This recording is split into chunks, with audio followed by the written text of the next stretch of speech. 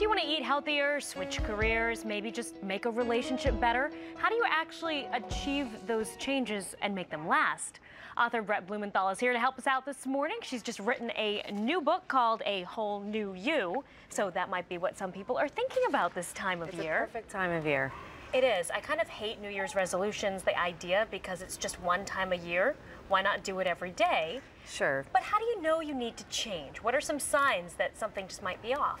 Well, generally it comes from intuition. The more we feel something isn't right, the more likely it isn't right.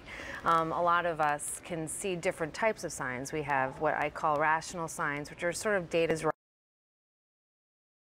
isn't right, like you're overweight. Okay. Something you can truly really see. grab The onto. pants are too tight, or you're just feeling out of breath, and other things though you have to feel.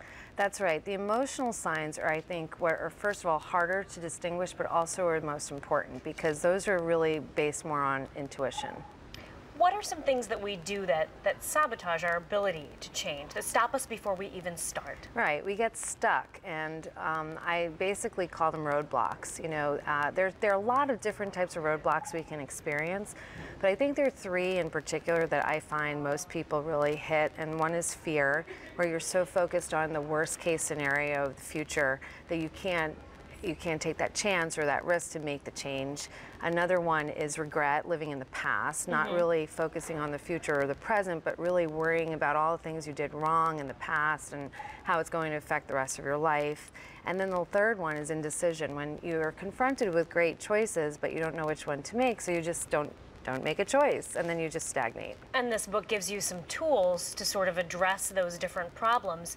You have 6 steps. At first, you just need to identify what in the world is bothering you. Right. And then sort of take us on the arc here as to where you're aiming to be. Right. This isn't really about like a small change, which one of my other books was about. So this is more about looking at your whole life, right? And you really need to engage what I call your elephant, and I'm borrowing this totally from other books because this has been an analogy used from before. Your elephant, which is your emotional side, it's huge, it's big, it's hard to move. And then your rider, which is sort of that rational side that really understands how to follow plans, is great at like creating sort of the how to go forward.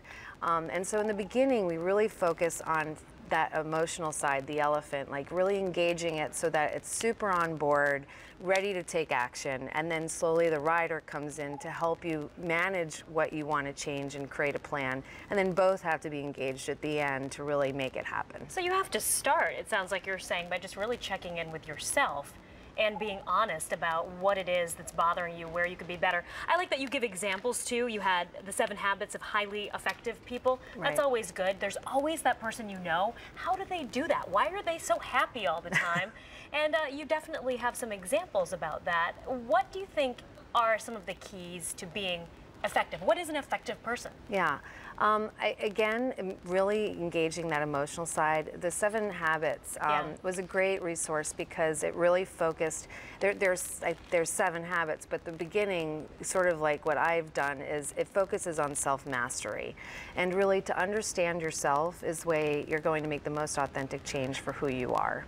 All right, Brett, where can we find more information about your book? It's sold online everywhere, so Amazon, barnesandnoble.com, Indie. And you've got your website too, right? And of course, yourbalance.com. Yeah. All right, thanks so much. Thank you. I'm going to work on a whole new me, 6 steps. Thanks we a all lot. do that. Yeah.